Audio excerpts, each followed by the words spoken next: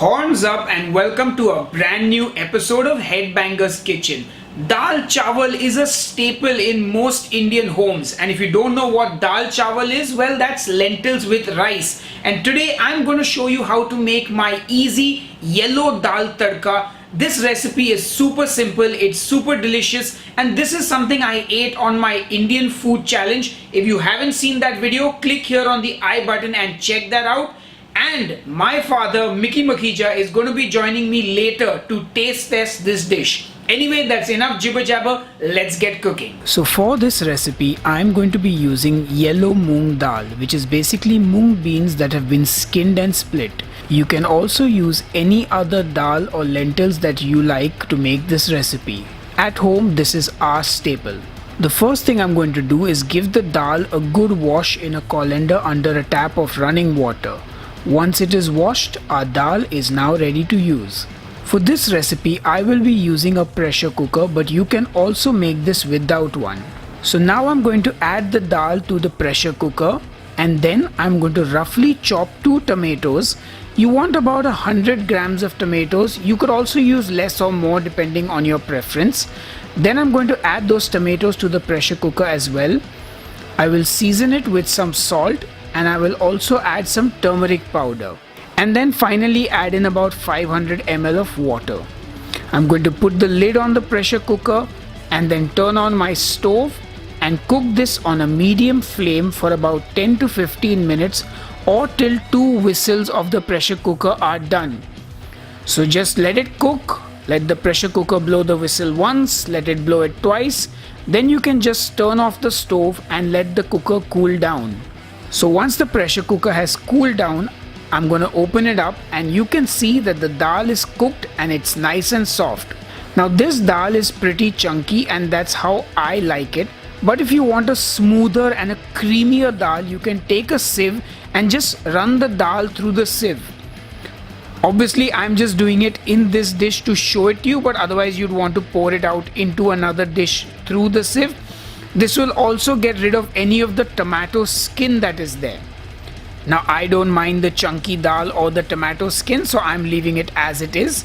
Now in India we also have this twirling tool, the name which eludes me right now, but you can just twirl this around in your dal and this kind of mashes it up and makes it smoother.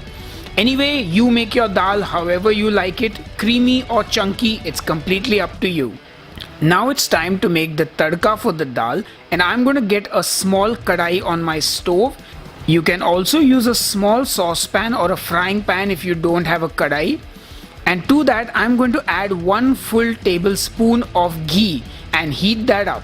Now into that I'm going to put whole cumin seeds, some mustard seeds, some freshly chopped ginger, some freshly chopped garlic, 1 green chili that I have de-seeded as I don't like spicy food, some curry leaves, and a pinch of hing or asafoetida.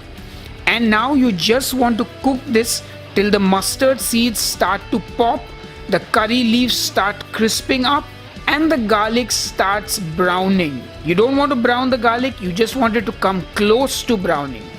And once that happens, you're going to take this mixture off the heat and then you're going to pour it into your dal.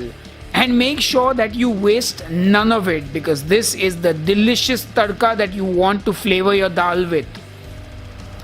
Anyway, once you've done that, give it all a good mix. And now we're going to complete this dish by adding in some fresh coriander.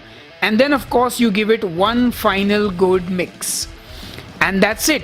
Our yellow dal tadka is ready, and if you ask me, that looks really delicious. Anyway, don't take my word for it, make it at home and let me know what you think. Alright folks, so it's time to taste the dal tadka, and my father has returned to the show to taste test it. That'll take a lot to get me back on the show. I just got instructions, look here, don't look there. So once we're done now, this is dal.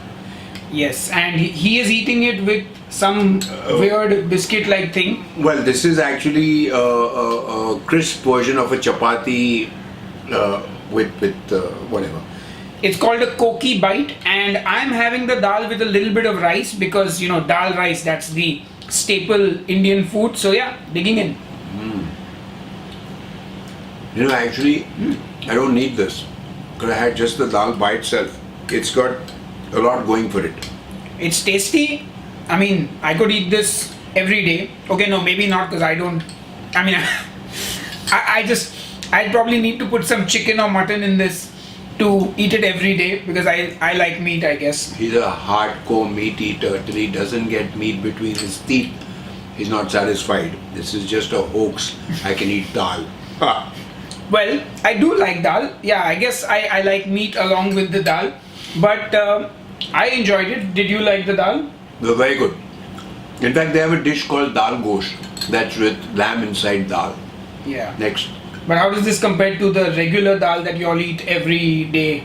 Is it on par with it? Yeah, absolutely on par. I mean, if my mate didn't show up for 5 days, you could cook 5 days the same dal. Awesome. Which is actually what I did when the lockdown happened and our cook couldn't come and make the regular lunches. But anyway, that's been a lot of jibber jabber.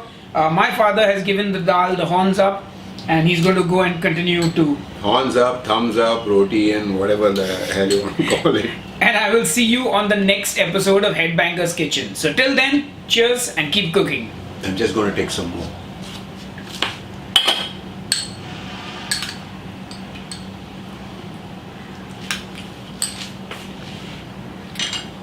Hey folks, if you enjoyed this video, please do smash that like button and subscribe for more awesome recipes, and let me know in the comments below what is your favorite dal. I'm very curious to find out. Every time